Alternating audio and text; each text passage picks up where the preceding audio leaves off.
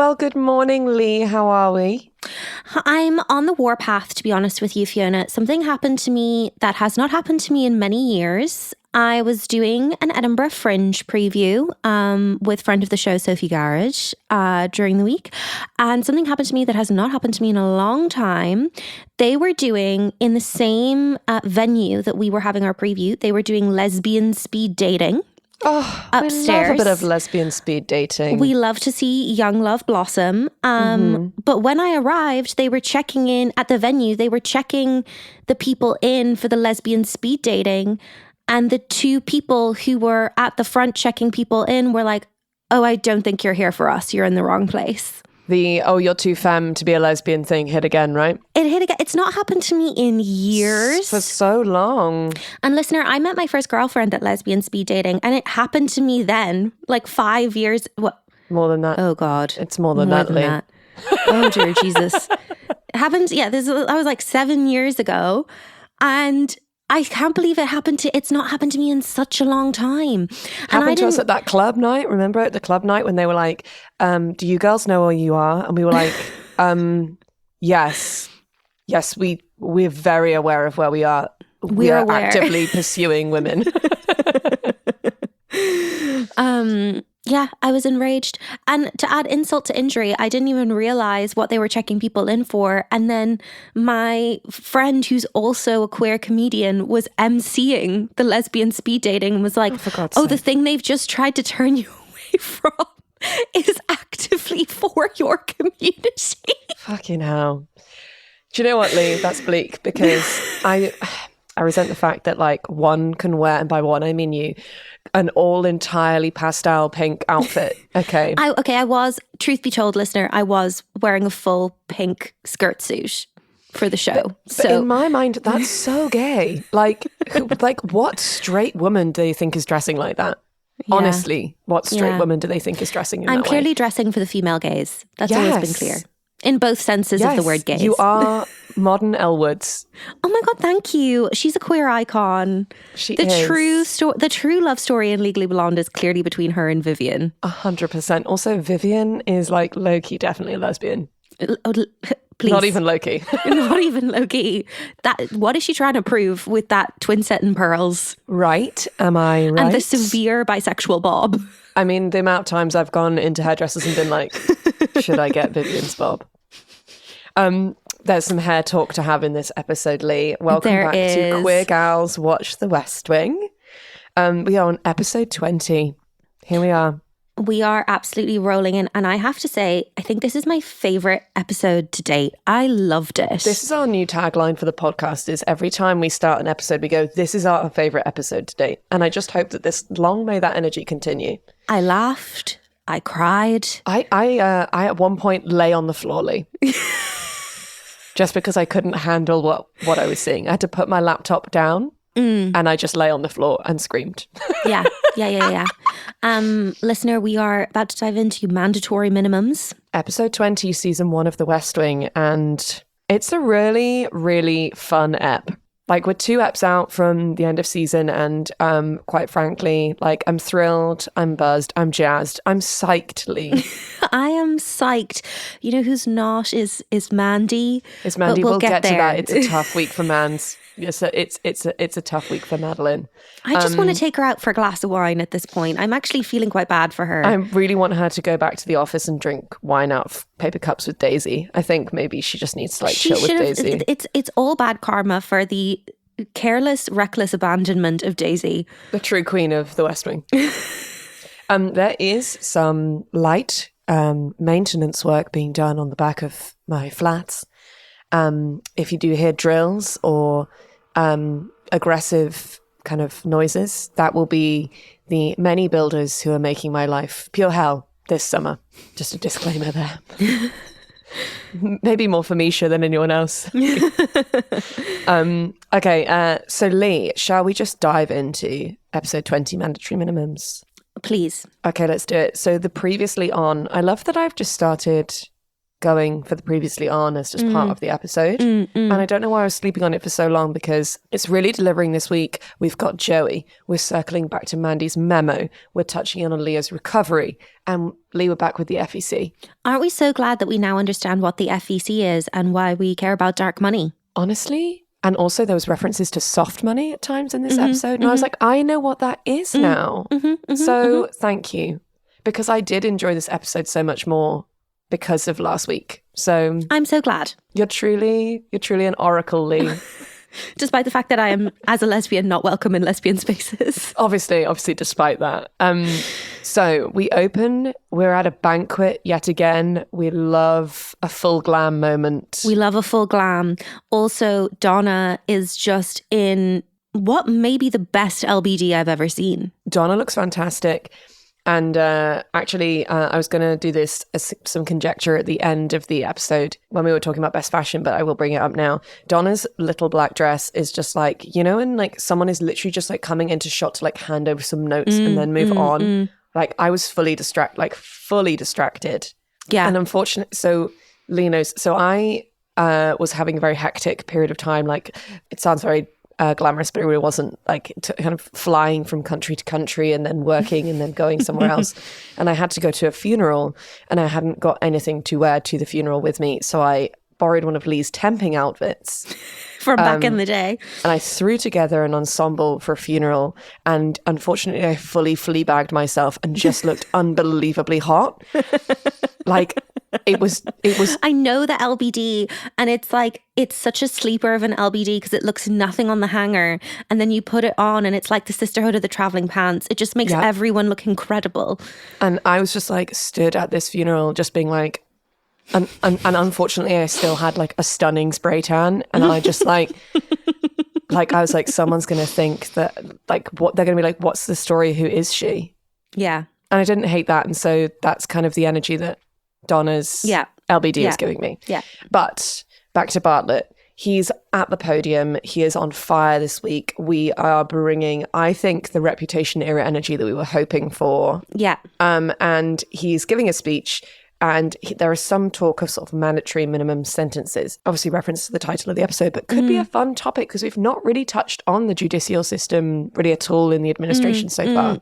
Absolutely. And indeed the prison industrial complex. Yeah, exactly. Which, you know, is crazy. What I will say is that Bartlett's speech is kind of partially unhinged, as it often is.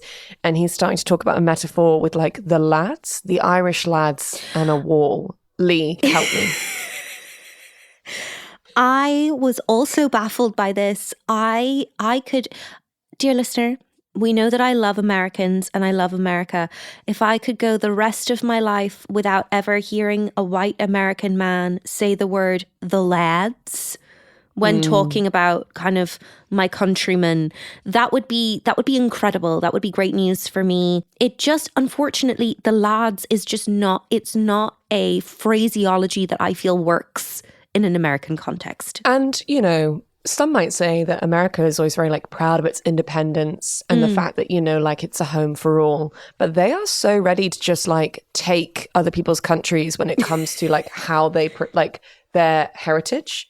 So when people are like, I'm Irish, it's like, you actually have no ownership over Ireland. So like your grandfather was Irish, your great grandfather was Irish. Like someone way back in your family was Dutch once. You are not Dutch. Sit down and just chill out, please. I fear we may have to cut this fee. Because this is a big thing for American people, isn't it? Okay, right. I just think it's fucking bonkers. Anyway, Misha, cut.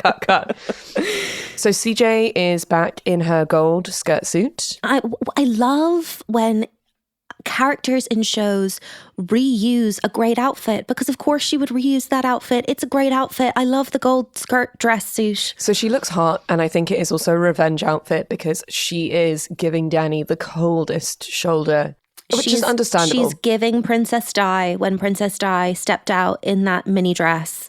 Yeah, she's just like seamlessly cracking a joke about the president eating oatmeal and then just like weaving past him. Just like no eye contact, just like sliding past to go like into another room.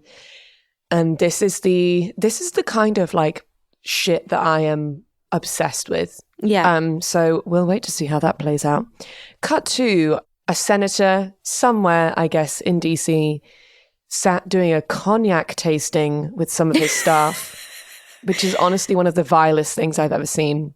And him just interrupting all of his staff. Who is this psychopath shouting on about cognac? Like, nobody cares. No. But a throwback to Steve, who we met in the previous episode, who is a staffer for an FEC person. So that is who this horrible senator is.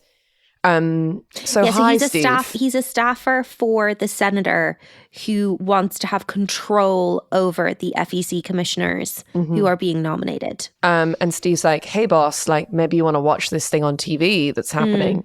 And this FEC guy's like, Bartlett has nothing interesting to say to me. Rude. Like, that's the president of the United States. Like, get a grip. Please show some goddamn respect. Exactly. So turns out that Bartlett is going to do it, and he goes puts forward his nominees for the two FEC roles as John Branford Bacon and Melissa Calhoun. I hope to meet them because we hear a lot of talk. Melissa Calhoun is a great name. I think that's what her name was. Everyone was talking very fast. Anyway, the other hateful thing that this senator says is, I'm going to reach down his throat and take out his lungs with an ice cream scoop. Obsessed. Like, that's a crazy thing to say about the president of the United States. Specifically? The lungs. Wild imagery there. Anyway, we cut back to the gang, to Josh, Donna, and Toby at the Bartlett speech. Donna, like, bustles over in her LBD and is like, Josh, you want to take this call? Also, listener, confirmation, it is a flip phone. It is a flip phone. It is a flip phone. So like Josh like flips open the phone and then just says, hey, Senator, why don't you take your legislative agenda and shove it up your ass? Then he clips shut the flip phone and tosses it to Donna. It's a rakish toss for sure. Smash cut to credits. And honestly, I just screamed, let's go, at the top of my voice. Yeah, fully. It's giving like Taylor Swift has entered the stage for the Eras tour. I'm screaming. It's Taylor can't come to the phone right now. She's dead. Why? Because she's dead. She's dead. Josh can't come to the phone right now. Why? Because she's dead. Okay, I literally just like was so enthusiastic about that delivery. I think I've pulled a muscle. Oh wow. Okay, that's where we are. That's where we are today. To our safe place. We are in a press briefing with CJ. CJ has some new glasses. She has some fun new eyewear, which we really enjoy. Also, like scrolling across beneath CJ is just guest starring Marley Matlin, which we love to see. We love to see that. We love to know that we're getting some Joey Lucas. So I feel like CJ's been like, me and Danny have fallen out. I'm really pissed at him. So I'm just going to look fucking incredible in the workplace at all times and ignore him. And you know, I don't hate that. I'm not against it. I think that it's important that he knows he has a lot to lose. Mm-hmm. And I will say that like Danny's trying to put his hand up and ask questions. She's ignoring him. And she is furious. And I will say that like despite the fact that she looks incredible, like the sparkle in her eyes is gone. True. She's as we will come to see, she is slightly off her game. Yeah. Josh and Donna walk and talk to open us into the episode as we often have. And it turns out that we're going to be talking about polling again, because obviously we're not polling well, as we learned last week. And unfortunately, that means that Al Kiefer is back. Not a character that I needed a big return from. No, if we remember, we met him in 20 Hours in LA. Famously, he's fucking Joey Lucas, which we hate. He's the pools and patios guy. Like truly vile. But if he's coming, it means that Joey Lucas is coming with him. Because they need a California expert. Safe to say, Josh is trying to act like this is not a big deal. The thing is, I'm a pro and it's not a big deal. And Donna's just like, yeah, but like you are rattled. Yeah. Which I love. It's very much giving kind of Mr. Darcy at the ball being like, well, she's not handsome enough to tempt me. And it's like, she very much is handsome enough to tempt you. Yeah, and also like you can't stop talking about her with Bingley. So like, what's going on? Please. Oh my God, is Donna Bingley? Oh my God, Donna is Bingley. She actually has excellent Mr. Bingley energy. She does. She just needs to find her Jane. She just needs to find her Jane. But also, like, Bingley is kind of in love with Darcy also. Like, there's definitely, like, some bi panic going on there for Bingley. So it does read. I don't even think Bingley's panicked about it. This is a different podcast that we're doing right now. Josh enters their office and unfortunately like kind of has like this like kind of like touchdown moment because everyone's like, hey, Bartlett's speech went so well. And like the EA gals are like hyping him up. Someone refers to him as Rambo, which I hate. I hate it. And we've gone quite a while without like a kind of touchdown-esque celebration from Josh. And I'm so glad to know that Joey is on her way to just bring him down a peg. 100%. He does look great. He does. He looks fab when he's like slightly undone. So he looks great. He's kind of got his tie undone at this point, but he's still in the tux. It's a good look. I don't like him polished. No. Do you ever just have a moment when you're like, what the fuck are we even talking about? Oh my God. Yeah.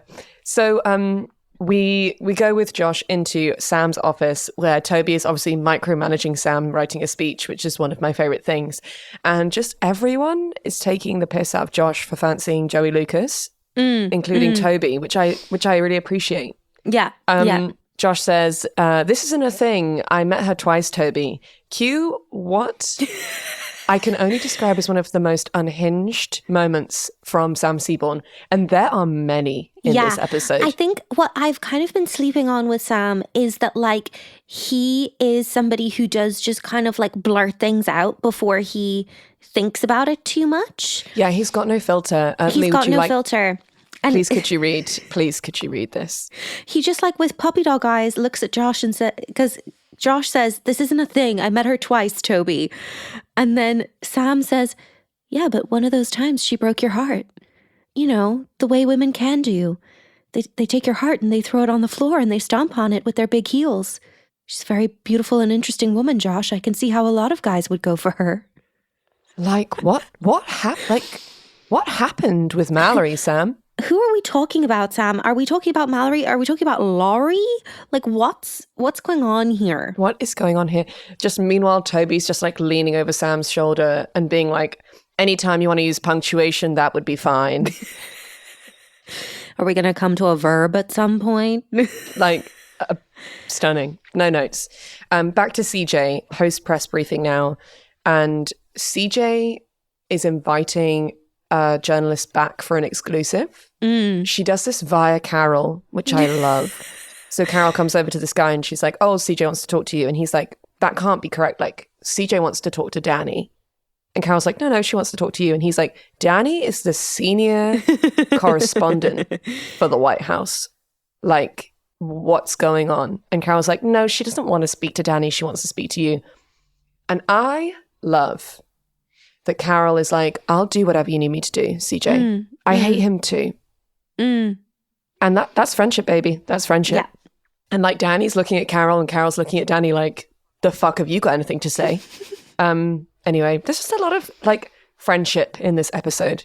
Yeah, we love to see it. Should we go to Toby and Sam out in the wilds of DC? Please. This is just another crazy scene where Sam and Toby are walking down the street in DC, chatting. Basically, Sam's like, you keep saying I'm in charge, but then you keep like not letting me be in charge. And Toby's like, well, that's because you're my subordinate in every way. Then Toby's obviously like, where is this place we're going for breakfast? And Sam says, oh, it was a couple of blocks back, but I just thought we were having a nice conversation. Sam just wants to be real friends. I know. But I love that we're having like a business meeting over breakfast, like out in the wild. We've not seen Toby and Sam out in the wild before, I don't think. No, Toby's not an outdoorsy person. He is not an outdoor girl, much like Rose Jewett-Bucater. He's just not here for it. And he's going to, as we're going to come to see, he's going to spend some more time outside this episode than he would like. And he truly hates it, yes. So Leo is having breakfast at this breakfast place. But what I will say is I was going to say a beige flag, but I think it's a red flag for me. He's like, yes, I'll have tomato juice.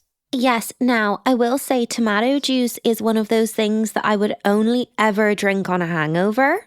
Yeah, but I mean, I know that Leo's sober, but like an unbloody married tomato juice is vile. I mean, get the Virgin Mary. Get some Worcestershire sauce in there, bit of Tabasco, a bit of celery. Come on, Leo, treat yourself. A plain tomato juice? Are you kidding me? I've done it. I have been known to do it. No. Just something to chug. That's soup, Lee. Lee, it's soup. It's soup. Put some seasoning in. God, just respect yourself. Put some black pepper in there. Come on.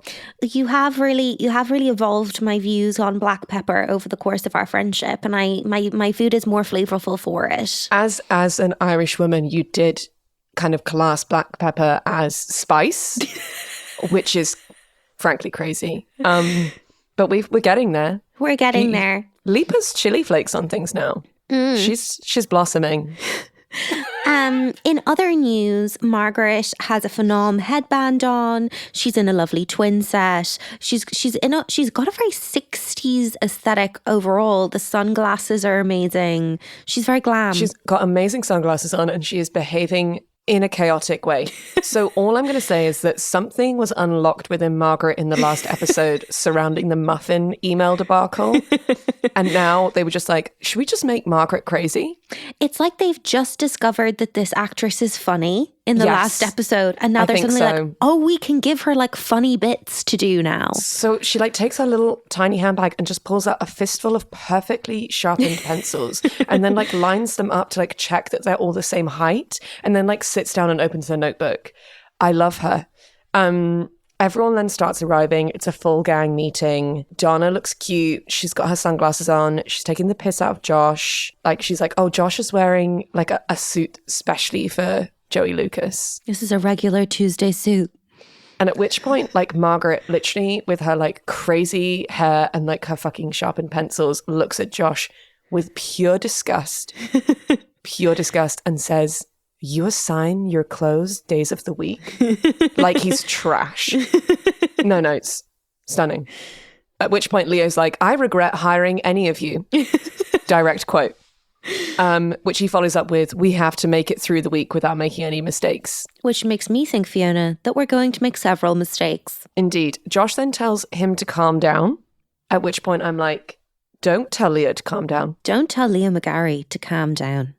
We may as well just go back to Al because he's just very much taking up space in the Oval Office. We're talking with the guys. He's like the human embodiment of manspread. Like you just know that if you were sat next to him on the tube, he would be invading your personal space. His leg would be like right up against yours. He'd have like a whiff of body odor and his breath. You'd just be able to like feel his like breath. And he'd be having a loud conversation on the phone. Oh, 100%. Yeah. So he is there because it seems like what the Bartlett team are going for is that they, with regards to like drug sentencing, they want to go for treatment over like enforcement.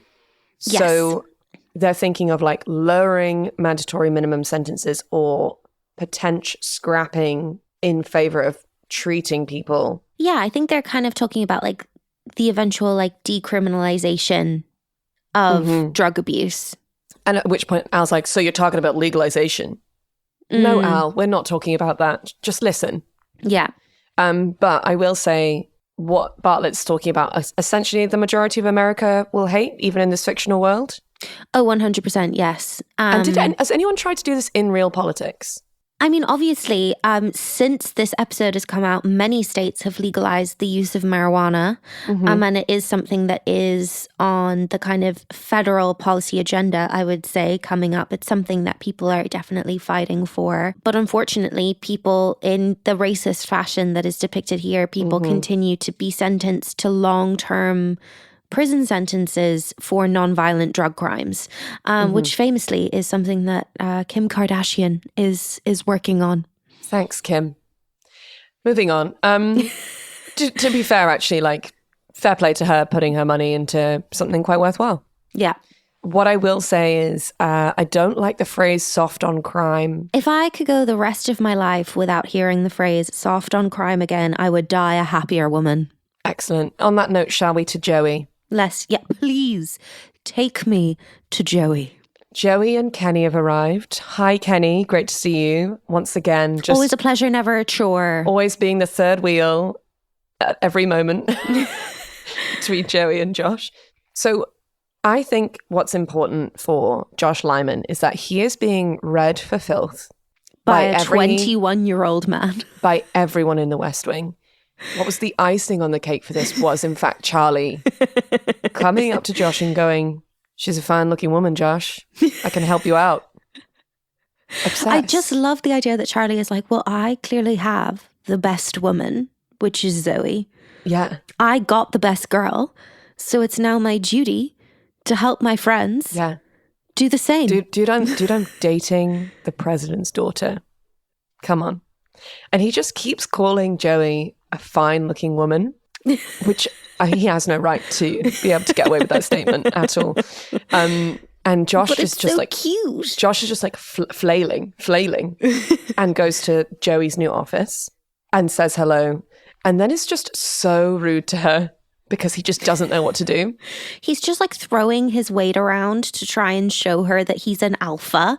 He's literally like some kind of ape who's like beating his chest and being like, "I'm the biggest boy here." He's like, yeah, you know, I wouldn't expect any like candy and flowers on your arrival. Like this is a professional environment. Cue Margaret immediately arrives with flowers.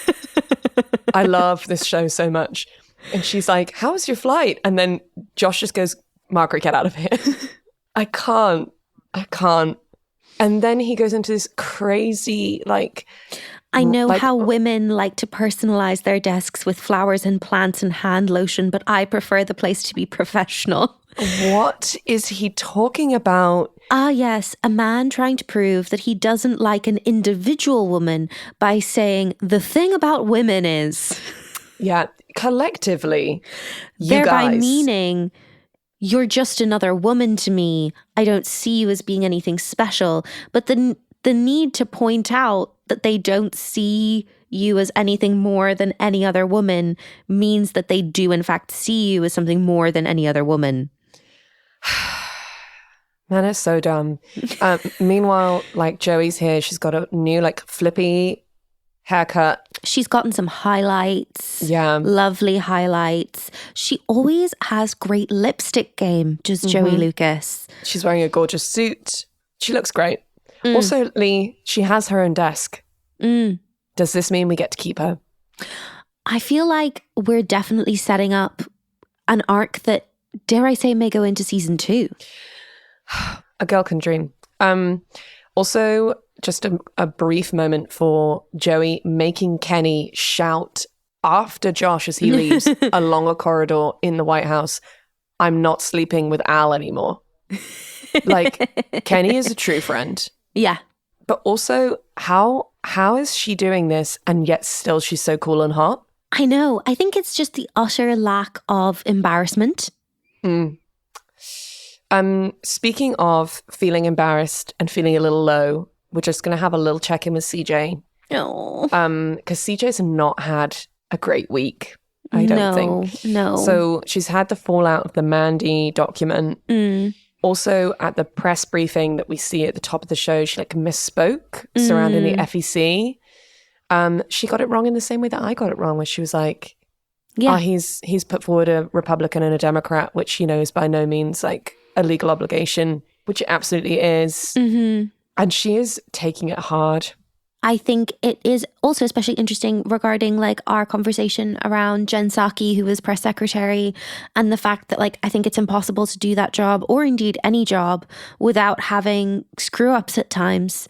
And it's just all about how you own that. Yeah. And I think that CJ's not doing that as well as we know that she can do at the moment. I just feel like the Mandy Danny thing is like got to her self-esteem. Yeah. And I don't think CJ is someone who like phones her friends when she's feeling low. No. I feel like her friends are like, "Have you heard from CJ?" Yeah. No, actually, she hasn't called me this week. Okay. And then they always have to have like an intervention and be like, "We're taking you out for dinner. Tell us what's going on." Yeah. I think she just stays by herself and beats herself up. Yeah. Yet another reason why I love her, because that's exactly what I do too. Should we circle back to hateful Al and his stupid opinions? Yeah. Al is like, you can't sell science. But the topic that they're talking about is actually really interesting, which is like the research behind the fact that like if you provide treatment for people with drug dependency issues, they're actually less likely to become reoffenders later down the line, etc., etc. You know, Toby's talking a lot of actually like very good facts. And Al's like, yeah, but the thing is, that's just science. And it's like, it's science to you. And then Toby's like, science is science to everyone. And I'm like, 2020 would beg to differ. Yeah, it truly, the COVID-19 pandemic would beg to differ. Just Aaron Sorkin, yet again, absolutely terrifyingly somehow predicting the fallout of the COVID-19 pandemic, which he's done maybe 3 times over the course of season 1. Wow. Is he an oracle? Is he a clairvoyant? Who knows? I think he has the gift. Maybe he was born with the gift. What we do get in this scene, Leigh, it's some Toby backstory. Oh my God. The minute that I knew where we were going, I was beside myself. I was on the edge of my seat. I had tears in my eyes in preparation, just knowing that we were getting Toby backstory. Obviously, it's not the Toby backstory that we had written for ourselves, but it was a momentous occasion. I'll take what we've been given, but knowing that the well runs deeper, you know? The well runs deeper. That ex-boyfriend is still in an Indonesian prison. I kind of love a bi storyline for Toby. Yeah. Love that. Yeah. It all kind of links in with our like French boyfriend he met on a year abroad. Yeah. Yeah, it all still ties together. So Leo and Josh want Toby to have a meeting with someone to help with the FEC thing. And they were like, oh, it'd be good if it was a congressperson and perhaps someone who was on the ethics committee, ... And Toby's like, my ex-wife sounds like that person.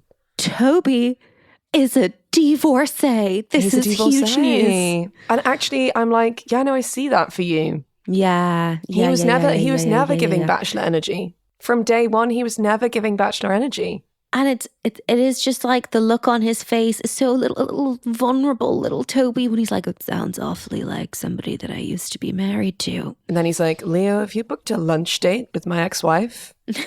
And Leo's like, yes. I'm just going to put a little pointer in here. So when we were at breakfast earlier, Leo asked Margaret to write down 7 Congress people's names. And Margaret was like, why? And he was like, it will become clear later. And then after he's dismissed Toby to go and have lunch with his ex-wife, Leo's like, Margaret, do you remember, have you got those 7 people's names? Margaret then, classically, because she's now crazy, repeats the names back to them because she's memorized them, because in her words, my mind works that way. Okay, girly. But Leo wants to gather them all in the press briefing room. Interesting. Not in a meeting room, in the press briefing room. What's he got up his little sleeves? What little tricksy little plan does Leo McGarry have here? I bet it's going to be a good one. Confirmation now that Josh has officially lost his mind over Joey Lucas is that he comes into her office and is like, not too many personal items. Got your little clock. Okay.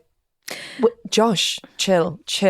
The personal items on desks conversation is just such a jump scare from my temping days. What I do love is that actually turns out that the little clock that he's referencing is in fact an alarm clock that Joey sets so that she remembers to take her lunch break. Such a good idea. Lunchtime is a hard boundary for her. Yeah. This is love. This is real. And Sorkin, don't you dare take her from us. I'm obsessed with her. She's like my new, I don't want to say my new favorite character, because obviously we have Gina Toscano, we have CJ Craig. Like, there's just so much to love, but just wow. Just wow. Let's go back to Sam and our mandatory minimums and like drug crimes chat that we're having with Al. In Al's words, it takes a lot less time to hear just say no, and anyone on the other side is just soft on crime. Lovely little shout out to Nancy Reagan there. I just hate Al, but also it's not fair that his job is to be a professional asshole. Yeah. And that's a job that a woman could never have, in my opinion. And I say that. No. as a feminist. Yeah. He's basically like, you hire me to come in, play devil's advocate, bluster around, play hardball. Give you the tough numbers.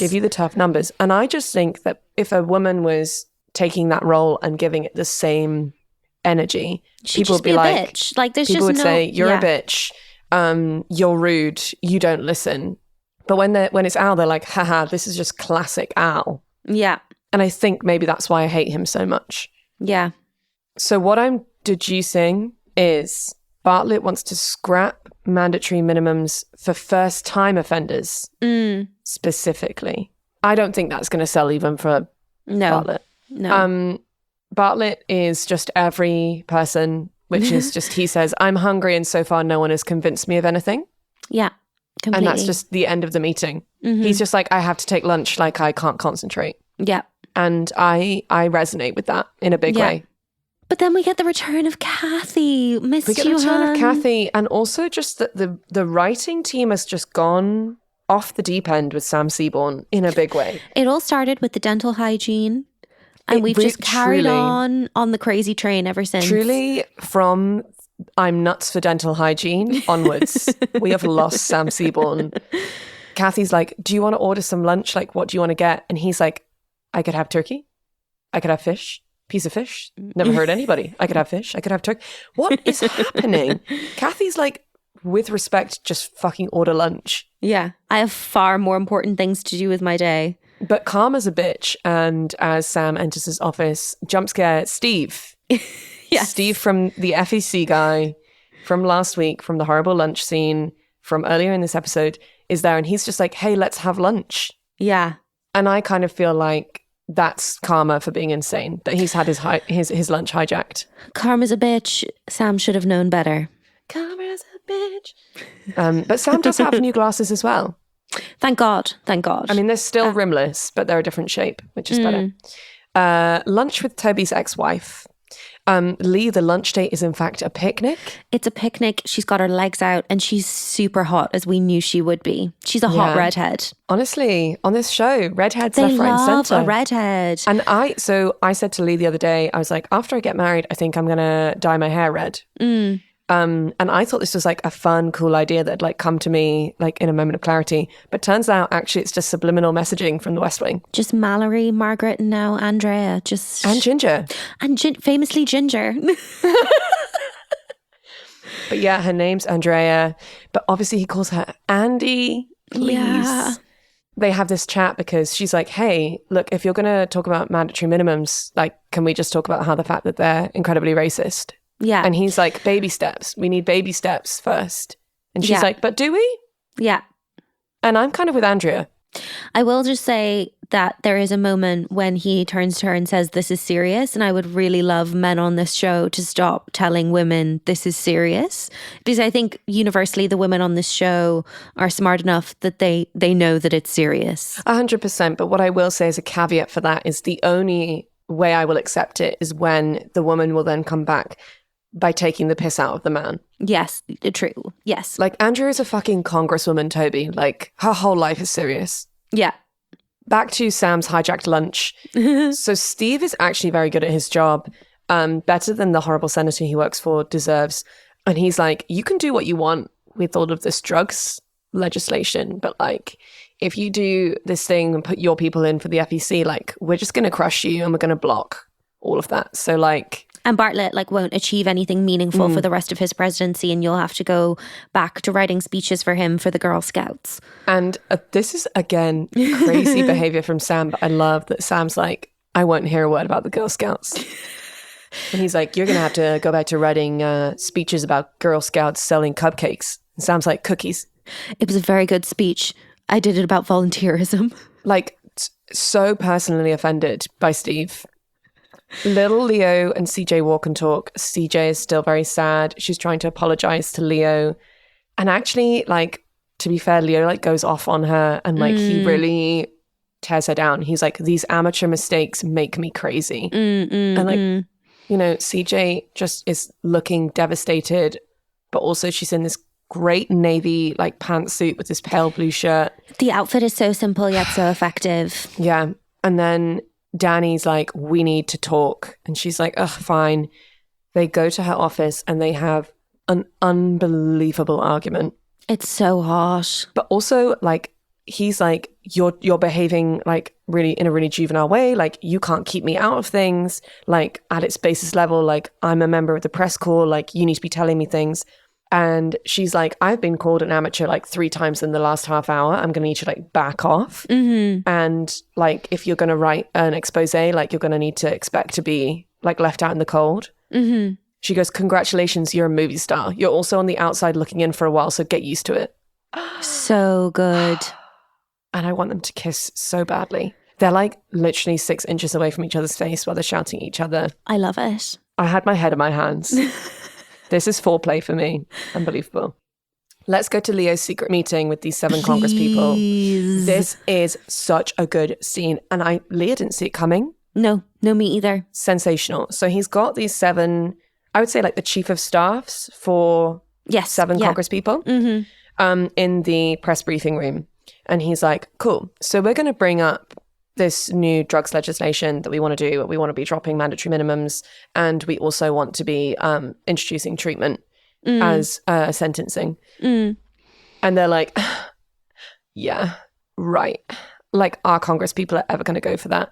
And then he just like perfectly is like, well, I've got dirt on your boss. Yeah. And like one by one goes around the room and is like, okay, so your boss's husband was caught with this much drugs. Oh, your boss's daughter was at college and got busted for this.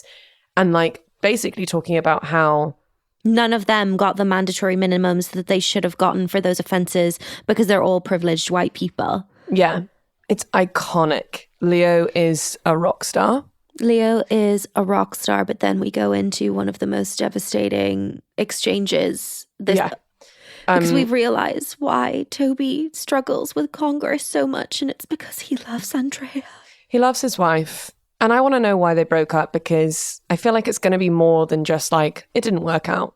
This actor has absolutely no right to give the smolder that he gives to Andrea in this exchange. It's like, she's like, oh, I just wanted to let you know I went on a date the other night and it was with this like executive for a particular baseball team. And that baseball team is like one of the rivals for like Toby's baseball team. And then she's like, oh, you know, we had a couple of drinks and then when we were driving back, we got pulled over and like they didn't do anything because they recognized me as being a congresswoman. And Toby's like, you know, like I'd pick you up from any date. Why are you getting in a car with a man after he's had a drink?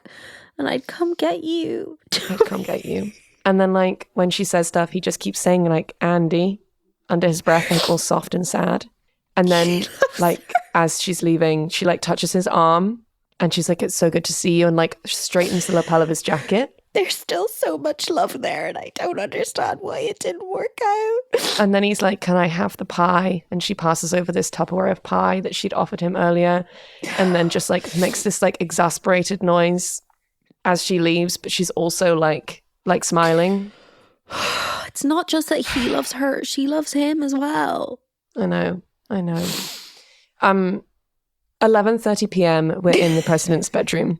Just referring back to the fact that, you know, Bartlett needs his beauty sleep. Charlie Chaz. Charlie has returned to Josh to try and wingwoman him. And just like, he just again is like, she's a fine looking woman. She's still here, by the way. If you want, she's still here. If you wanted to go say hey. The light's still on in her office. They're still working.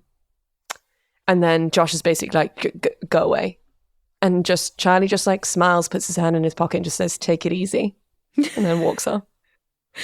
But also gives Josh an idea to woo Joey that despite Josh's dismissive tone, Josh does actually use, and it does in fact slay.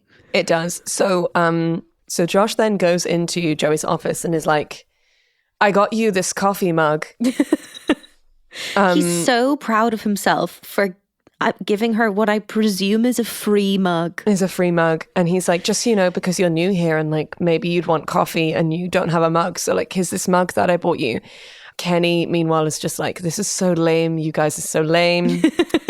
And I'm resenting the fact that when Josh is actually flirting for real, it is cute. Yeah, he's really melting the ice he'd created around my heart towards him in this scene. Yeah, Sam Seaborn and Josh Lyman are both, unfortunately, I'm defrosting towards them. I just am unfortunately unable to handle, as it turns out, either Toby or Josh being like romantic. Not just like flirting, not having like witty repartee, but like I can't handle either of them as romantic men. Yeah. Should we go to the sleepover that is apparently happening in the president's residence? Like, I'm sorry, but like Jed is just like in bed in his PJs, like propped up on pillows, and like Leo's talking to him, like we're having like midnight sleepover chats. Slumber party. Slumber party. And then just like slowly everyone is coming into his bedroom until just the whole of the gang is in there. At which point Josh is just like, I gave Joey Lucas a coffee mug. And Leigh, why is this baby saying I carried a watermelon? Josh asking for flowers for giving his own crush a mug is the most ridiculous thing I've ever seen. I just can't. It is dirty dancing. It is baby carrying the watermelon. Yeah. To which, Bartlett's like, in the meantime, can everyone calm down? Which makes me think, Leigh, are we actually if we already gone through Reputation era, are we actually in Lover era? Yeah, I think so. Or maybe we're just in like Bartlett's version. Yeah. Yeah. Oh my God. We are in his re-release era. We absolutely are. He then goes into this classic sermon, and I just won't take it from Granny Wolf. Like, why is he sat up in his bed like this little old woman, like telling everyone off like someone's grandma? He says, Mandy was doing her job, time to let her out of the doghouse. CJ, so was Danny. The end of this episode is so unhinged because then like he dismisses everyone. It gets more and more unhinged, and then it's just Toby and Leo left. And then like they're like, hey Toby, how was it with your ex-wife? And Toby was like, me and Congresswoman such and such. And Jed's like, oh yeah, sometimes I call my wife Dr. Bartlett. Sometimes I just do it for the turn on. What is happening? Which we called, by the way. We did when he was ill before. Then Toby leaves, and Jed obviously just starts talking to Leo about his dreams. Dreams can come true. Like, it's the campest fucking thing. Just him being like, sometimes I have these dreams.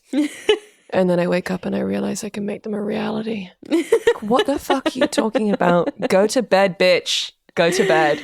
Yeah. At which point, Leo's like, okay, honey, like, good night. And then just like, turns off the light as Jed is like getting into bed. At which point I lay on the floor, like, sleep well, baby boy. Like, what is happening? Why is Leo like, see you tomorrow?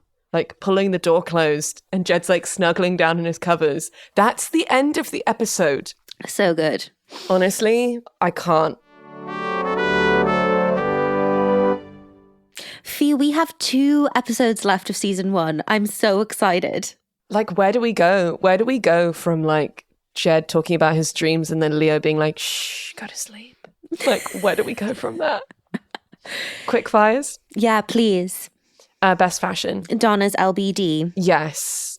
I would like an honourable mention for Margaret's Alice band and sunglasses combo at breakfast. Also, Leo is very cute when he takes his blazer off and he's just in his braces. I love his vintage aesthetic in that sense. Jack in Titanic moment. Yeah. You know? What could a British or Irish politician never get away with? Having a conversation with staffers from bed. 100%. I couldn't agree more. I just can't. I don't know why I can't comprehend it. Yeah. How long until guns, abortion, free speech, religion, etc. big ticket items come up on our bingo card? I feel like we were touching in with like systemic racism yet again with mandatory minimum sentences. And it feels like we will be coming back to this, which is good. Yeah. So like yet again, bringing up a big ticket item, but not ticking it off in one episode. Yeah. Which we appreciate. Yeah. Man, I feel like a man. we were absolutely spoiled for choice in this episode, I feel. Spoiled. Absolutely. I think I will have to probably give it to you can take your legislative agenda and shove it up your ass. Followed by tossing the phone. Followed by the rakish toss of the flip phone. Yeah. But also I would like to give honourable mention to she's a fine looking woman, Josh, from Charlie. Yeah, just Charlie, you have no right to be able to say that and be cool. How dare you?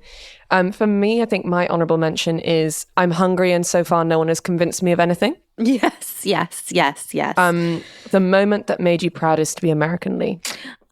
Would you like to be Josh or Joey? I would like to be Joey. I wore this suit special today. This isn't my regular Tuesday suit. You have a regular Tuesday suit? No. For me? Yes. We love a man finally finding his vulnerability. Why am I crying? Leigh, get a grip. Leigh, it's Josh Lyman. He will trash this. We know he will. He's going to ruin it. But yeah, honestly. I think it's just like Marlee Matlin has the most incredible eyes. And when she's watching him say these things to her, like watching her little like spark in her eye is just, I feel like she's such an incredible actress to watch. Yeah. Yeah. What a sensational episode. I'm still crying, but that's fine. Just about love. Okay. Oh, God. Okay. In honor of Joey Lucas today, I wanted to kind of dive into like how accessible even is The West Wing. Yes, let's. Great topic, Leigh. Yeah, absolutely. Obviously, we know that several changes were made to the layout of the West Wing to accommodate Franklin D. Roosevelt, who was a daily wheelchair user due to the fact that he had contracted polio as a child. And so, you know that colonnade, they call it the colonnade, apparently. It's what's referred to as the 45-second commute between the residence and the Oval Office. It's like the outside walkway with the columns where Josh famously said, I think we talk about enemies more than we used to. Yes, truly, I remember. Yes, so there's actually a ramp there so that Franklin D. Roosevelt could get from the residence into the Oval Office in his wheelchair. Okay, that's a fun fact. Now, I will say what was kind of disappointing was I feel like when we did similar episodes in terms of talking about women who fulfilled certain positions and also LGBTQ plus people who've filled certain positions, the data was much easier to kind of find and locate. And I feel like those things have been much more celebrated, whereas I did have to do much more digging, I would say, which kind of took me by surprise when I was kind of digging into this topic. But July 6th, 2000, which is right around kind of the time that this episode would be set, Clinton signed Executive Order 13163, calling for an additional 100,000 individuals with disabilities to be employed by the federal government over 5 years. Now, unfortunately, as we know, famously, George W. Bush then won the subsequent election. President Clinton was just about to leave office when he made that executive order in about 6 months' time. And so the executive order just wasn't really enforced. Sure. But July 26th, 2010, Obama, recognizing that Americans with disabilities were still underrepresented in the federal workforce, issued Executive Order 13548 to setting the goal to hire more individuals with disabilities into the federal government. And President Obama very much led by example on that by hiring more individuals with disabilities to serve in his administration than any other president in 33 years. Now, when we say in 33 years, I don't think that means that 33 years prior, there had been someone who had hired more people with disabilities than Obama. I just think that it's something that we didn't track or have data on prior to that. That makes more sense, yeah. And 5 years after the implementation of that executive order from President Obama, the federal government had hired 154,212 permanent and temporary employees with disabilities, with 109,575 of these employees being permanent career employees. Oh, great. Which was a major milestone and exceeded the administration's goal to hire 100,000 people with disabilities. We like to exceed goals. Absolutely. And one of those hires who was kind of publicly celebrated was Leah Katz Hernandez, who at 28 became the first ever deaf person to hold the position informally known as Receptionist of the United States, or ROTUS. Obsessed with ROTUS. Yeah, absolutely. What a job. Literally, I've never thought about it. It also carries the title, I believe, of coordinator for operations for the White House.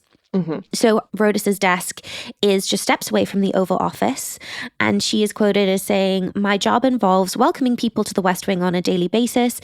These people include the president along with his guests and senior staff, and I also welcome world leaders from other countries." She also oversaw the White House guest book and the West Wing's main meeting space, the Roosevelt Room. And she was also responsible for collecting people's cell phones before they went into meetings with the president, because obviously you can't bring cell phones into the Oval Office. And she, very much like Joey Lucas, communicated through an American Sign Language interpreter, and phone calls were also translated this way. She had a background in politics, having studied government at, I hope I'm saying this correctly, at Gallaudet University in Washington, and then went on to become a White House intern. She gained international attention originally when she launched an award-winning blog during the 2008 National Democratic Convention. Sorry, but just here's a moment for blogs. Here's a moment for blogs. She started the blog at the convention just to keep like family and friends updated, posting in both sign language and English. And it actually snowballed into a major information dissemination blog for the hearing impaired people in America who wanted to follow the election. In 2012, she got a job on Obama's re-election campaign. And after Obama won re-election, she was appointed as a press assistant and research associate to the First Lady before she was then promoted into the role of ROTUS. Wow. Yeah.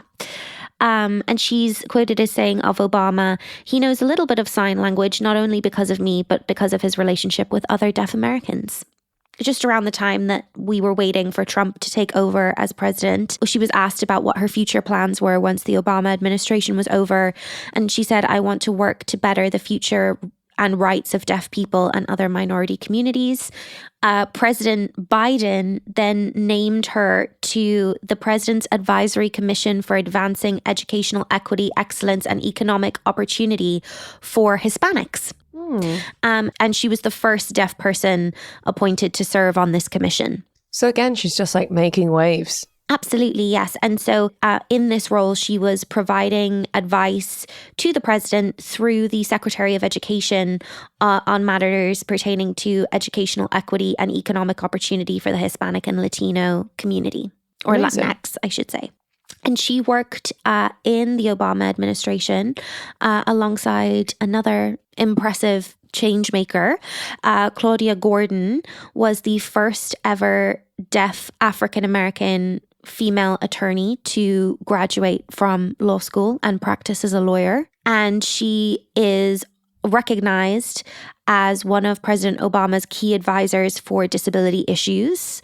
She previously was a policy advisor for the Department of Homeland Security, and her primary duty in 2005 was enforcing executive orders for individuals with disabilities in emergency preparedness situations such as Hurricane Katrina. So helping coordinate that effort, which is just like such a huge job. Unbelievable. Absolutely. She then went on to be chief of staff for the U.S. Department of Labor's Office of Federal Contract Compliance Programs. And in 2013, Gordon served as a public engagement advisor at the White House working with the disability community. She kind of explains a little bit more in her own words what she was doing at the Department of Labor. My work at Labor is with an agency called the Office of Federal Contract Compliance Programs. Yes, it's a cumbersome name that's all too typical of federal speak, and though it's not as well known as its sister agencies like the Equal Employment Opportunity Commission and the Civil Rights Division at the Department of Justice, it has powerful investigative and regulatory authorities for protecting workers, to promoting diversity and enforcing law.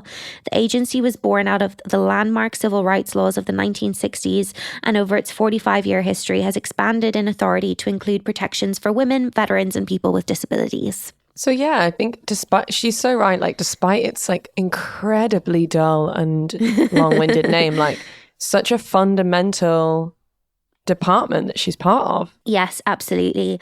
And she was inspired by, she's Jamaican born, and she was inspired to become a lawyer due to the fact that when she became deaf at the age of 8, she was no longer able to attend school in Jamaica. And so her mother actually brought her to New York so that she could go to a school for the deaf and learn sign language for the first time. Wow.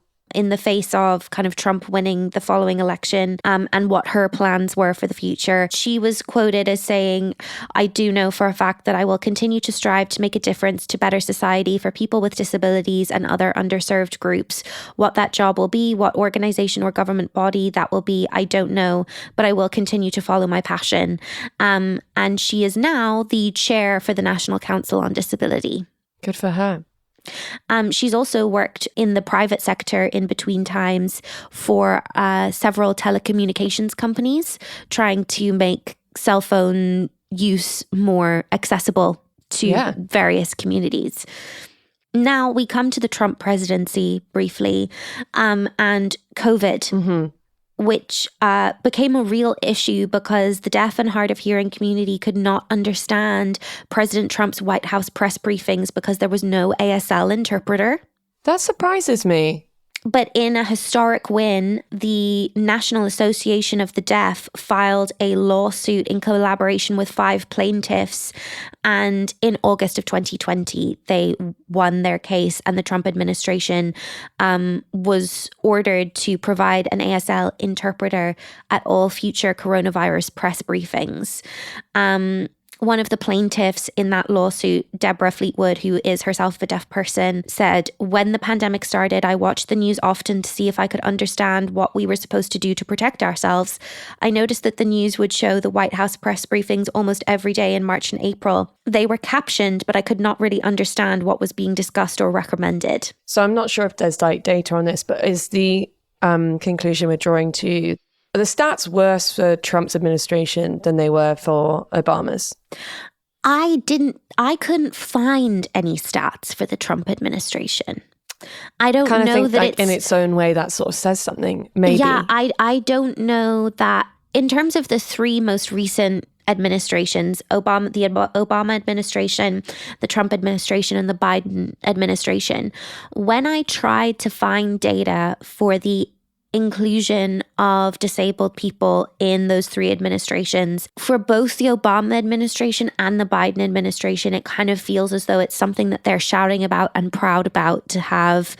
Yeah. And they're proud to be building up a larger percentage of employees who identify as having a disability, whereas there just didn't seem to be any publicly available information on that from the Trump administration. Okay. So from that point onwards, the Trump administration was ordered by a judge to provide an ASL interpreter for the White House press briefing, for the White House press. Why can I not say this? For the White House press briefings.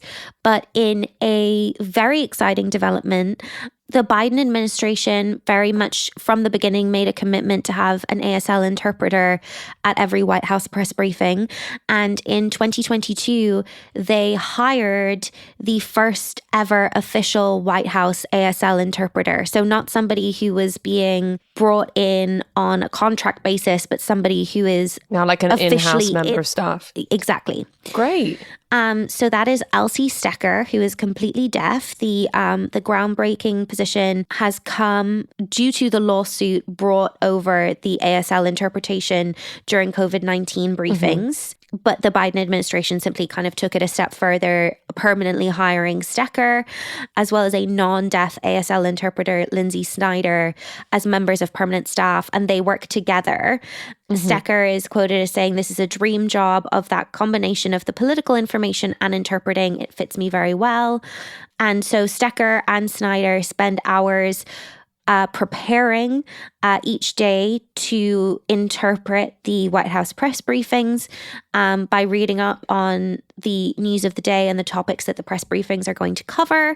And when the event starts, Snyder listens and interprets for Stecker, who then signs to the camera. Right.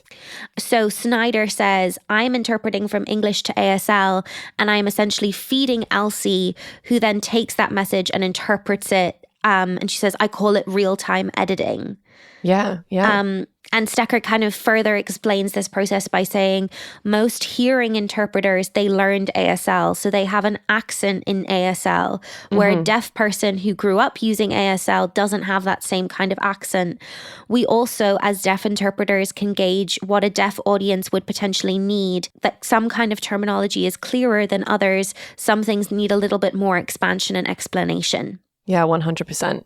It's so interesting, and it's like the foresight to know that and be like, well, actually, a hearing interpreter isn't going to do as good of a job, and therefore, like, we need these two people and for them to be working together as a team. That is so valuable. Yes, absolutely. And I think even just to have a fully deaf interpreter so that there is somebody with that experience in the room, not just somebody interpreting, I think is so valuable and so important. And hopefully that means that in the case of natural disasters or public health crises in the future, that the people who need that will feel much more listened to and be able to just get the information that they need from those press briefings, just like every other American. Yeah. Of the 1,500 presidential appointees who Biden appointed in his first 100 days in office, 3% identified as disabled or having a disability. And the Biden-Harris administration was actually the first presidential administration to ask applicants for appointments if they chose to identify as part of the disability community. After the 100-day mark of the administration, the percentage of people who self-identified as disabled actually went up to 6%. So they continued that trend as they continued hiring over the course of the administration. And I will just highlight two of the most interesting kind of disability advocates that I found who'd worked in the Biden administration. One man who, I've never been more obsessed. He's a full cowboy, like an actual cowboy, in that he grew up on a potato farm and a cattle ranch in eastern Idaho. His name is Kelly Buckland, and he is now the disability policy advisor at the U.S. Department of Transportation. So working with Pete Buttigieg. Why can I never say that? Pete Buttigieg. There we go. I prefer it the way that you say it. But obviously, I'm sure he prefers it the way that it should be said. He is a full-time wheelchair user and has been for the majority of his life, for about 50 years. And so he is able to tap into decades of personal experience, including being dropped and bruised while being carried onto planes, to try and improve travel for people with disabilities. He says, "This administration excited me, especially its commitment to investing in infrastructure. We can make the world so much of a better place if we build back better and build back accessible while we're doing it. We need everyone's voice, and that includes people of color with disabilities, people of all genders with disabilities, to build back correctly." I like that sentiment a lot. Absolutely. He also says, "Two things brought me to the department. One of them was the infrastructure bill and the opportunity to have this huge impact on the built environment. The other thing was air travel. We want to have wheelchair spots on airplanes so you don't have to transfer out. When you get on a bus or you get on a train, you can get in a cab. Any other form of transportation, you stay in your chair. Airlines are the only one where you have to surrender your mobility device at the gate.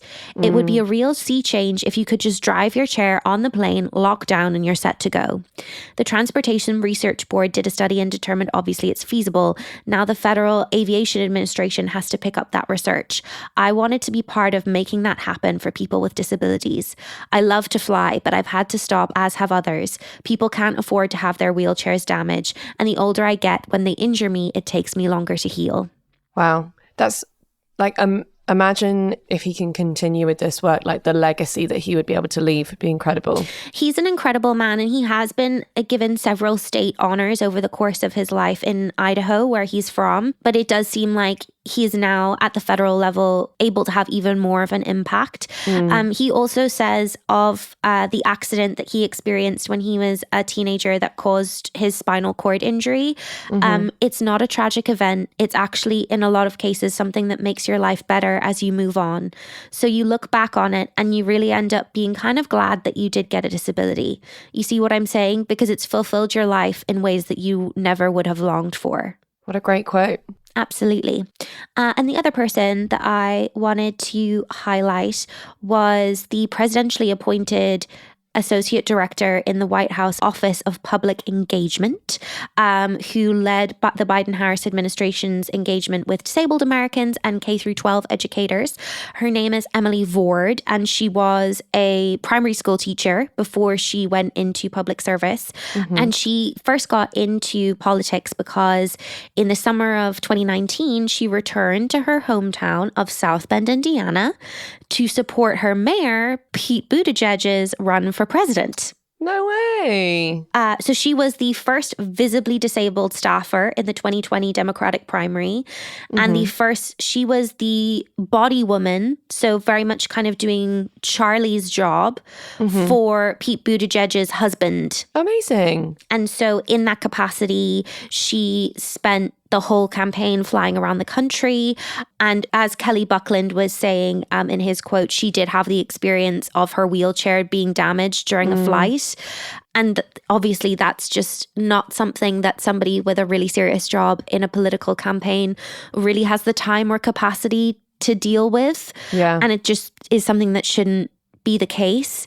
And I think partly because of Pete Buttigieg's championing of and his relationship with Emily Ward, he has obviously now gone on to become the Secretary of Transportation and has made inclusion a really big part of his tenure in that job. Emily Ward is no longer working for the Biden administration now, but firmly believes in getting greater disabled representation in campaign and advocacy work. And so she now runs a consultancy for how to make those kinds of environments more accessible to people with disabilities. And she's the founder and CEO of Into Strategies, a disability-led inclusion consultancy committed to bringing people with disabilities into campaigns, moments, and movements. Amazing. And she is now the vice chair for the National Council on Disability to the chair, Claudia Gordon, who we spoke about earlier. So those two are now working together. Awesome. So yeah, I just wanted to highlight some people who are bringing disability advocacy work to kind of the federal level. But as I say, I was really kind of disappointed that this study session was so much harder to research than some of the ones that we've done on other minority communities, like representation of the LGBTQ plus community in politics. It just seems like it's not something that has been spotlighted in the same way, despite the work that both the Obama administration and the Biden administration have done to change that. Yeah, and let's hope that, there is lots more reading out there. And for example, if anyone listening, if you have any information, thoughts, feelings, book recommendations, blog recommendations, I'd love to read more about this and the advocates for access. Yeah. And I have to say, I was thinking a lot while I was reading about some of these individuals.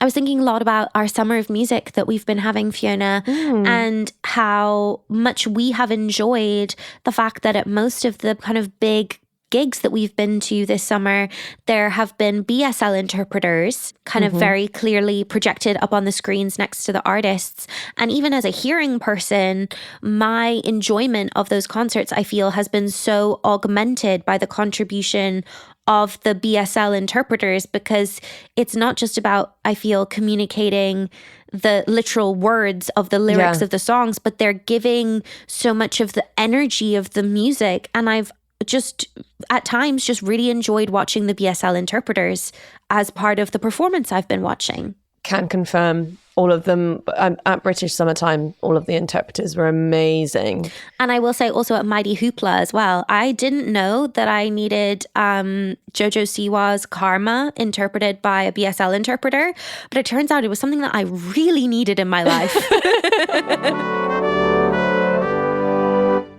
Great study, Seshly. Well, I suppose there's nothing left to say except please do, dear listeners, reach out to us. We are at Queer Gals Watch on the social medias. We are queergalswatch@gmail.com. If you'd like to get in touch, if there's a specific study sesh that you'd love for us to kind of get into. Yeah, we love your recommendations. We love your recommendations. Oh, I did mean to say we did have a listener reach out with a suggestion for the plural noun for EAs as an agenda of EAs, which I enjoy. That's very good. An agenda of EAs. Very good. So thank you so much, listener, for that. And we will see you next week for the penultimate episode of season 1. I can't believe episode 21. What are you hoping for this kind of final two episode kind of arc? Because normally it's like a running story, isn't it? For American TV series, like the last 2 eps will be very closely linked. For Moira Kelly's sake, because I do think that she is a great actress who has been underserved by this TV show, I am hoping that Mandy, because I think I've read that Mandy doesn't carry on after season 1. So I want Mandy to be given the denouement that she deserves. Yeah. I want her to have a good going out moment. I want Danny and CJ to make up. And I do want that too. Long may the Reputation era Bartlett reign. Yeah, I kind of want, like, something's going to go wrong. So, like, I think something's going to happen with the FEC thing because we're really focusing on it. And I think if that doesn't go Bartlett's way, I think he's going to be like, I'm ready to, like, fuck shit up. Completely. Yeah. Okay, great. Well, like, let's do this again next week then. Let's do it. Okay, I'm all fired up yet again. And I am psyched for episode 21. I'll see you then, Leigh. See you then. Love you, bye. Love you, bye.